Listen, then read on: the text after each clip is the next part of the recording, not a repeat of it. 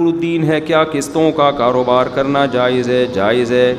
Doctor اسرار احمد صاحب نے کہا ہے کہ یہ سود ہے نہیں۔ ڈاکٹر اسرار احمد صاحب ہمارے لیے بہت قابل احترام رحمہ اللہ تعالی، لیکن وہ مفتی نہیں تھے۔ سود کے مسائل مفتیان کرام سے پوچھیں۔ سود کے تو بڑے ویسے بھی پیچیدہ مسائل ہوتے ہیں، اس میں تو ایکسپرٹ مفتی ہوتے ہیں جو بتاتے ہیں آپ کو۔ تو قسطوں کے کاروبار تو سود ہو ہی نہیں سکتا۔ میں نے بھی وہ ڈاکٹر صاحب کی اسپیچ سنی ہے جس میں وہ کہہ رہے ہیں میری رائے میں یہ بھی سود ہے، لیکن وہ بالکل اس کی کوئی حیثیت نہیں ہے۔ باقی انہوں نے جو دین کے کام کیے ہیں، ہمارے یہاں جب کسی ایک سے کسی بات پہ اعتراض کیا جائے تو لوگ سمجھتے ہیں میں اس کے اگینسٹ ہوں۔ ان کے قرآن کی بڑی خدمت کی ہے انہوں نے۔ جو ہماری نئی جنریشن ہے، جو اسکول یونیورسٹی کالجز کے لوگ ہیں اور بڑی اپر لیول کا جو ہمارا طبقہ ہے، اس پہ بڑا ان کا اچھا کردار ہے۔ بڑی محنت کے ساتھ وہ درس قرآن دیا کرتے تھے، اب بھی ان کے درس موجود ہیں۔ لیکن مسائل کے معاملے میں تو آپ مفتیان کرام سے پوچھو گے۔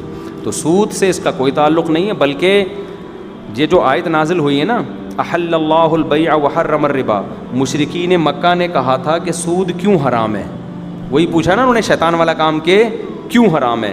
انہوں نے کہا جب قسطوں پہ ہم یعنی خرید و فروخت جب ہم کرتے ہیں تو اس میں بھی تو پروفٹ ہوتا ہے ہمارا۔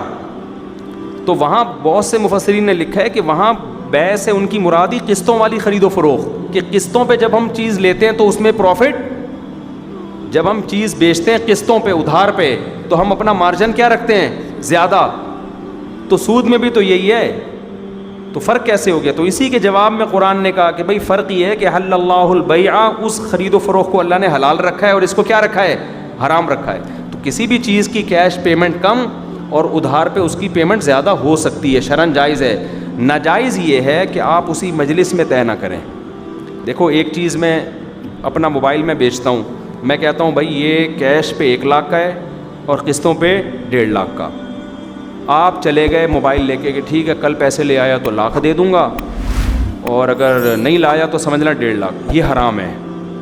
اسی وقت طے کرو کہ 1 لاکھ والی پیمنٹ پہ لوگے یا 1.5 لاکھ والی، اسی وقت طے کرو۔ اور جو ایک دفعہ طے ہو گئی اب اس میں کمی بیشی نہیں ہو سکتی۔ مثال کے طور پر آپ نے کہا میں 1.5 لاکھ والی پیمنٹ پہ سودا کر رہا ہوں اور میں 1 سال میں پیمنٹ دوں گا۔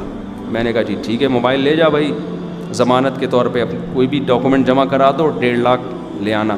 کل آپ آئے کہہ رہے ہیں یار ایسا کر یہ 1 لاکھ پکڑ اور باقی قسطیں معاف کر۔ اب نہیں ہو سکتا، سمجھ رہے ہو؟